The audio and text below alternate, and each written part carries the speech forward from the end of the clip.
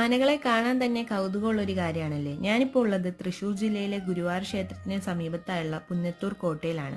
ഗുരുവായൂരിൽ നിന്ന് നമുക്ക് ഏകദേശം ഒരു 3 കിലോമീറ്റർ സഞ്ചരിച്ച് കഴിഞ്ഞിട്ടുണ്ടെങ്കിൽ നമുക്ക് പുന്നത്തൂർ കോട്ടയിലേക്ക് എത്താനായിട്ട് പറ്റും. പിന്നെ ഇവിടുത്തെ പ്രവേശന സമയം എന്ന് പറയുന്നത് രാവിലെ 8 മണി മുതൽ വൈകിട്ട് 5 മണി വരെയാണ്.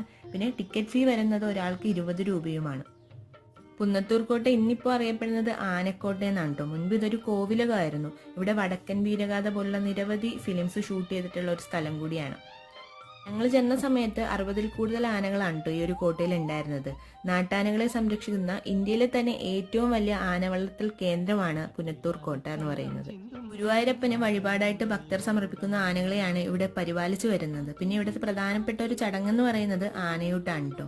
അപ്പോൾ നിങ്ങളിവിടെ വരികയാണെങ്കിൽ ആനകളെ കുളിപ്പിക്കുന്നതും ആനകൾക്ക് ഭക്ഷണം കൊടുക്കുന്നതും നല്ല മനോഹരമായിട്ടുള്ള കാഴ്ചകളെല്ലാം നിങ്ങൾക്ക് കാണാനായിട്ട് പറ്റും.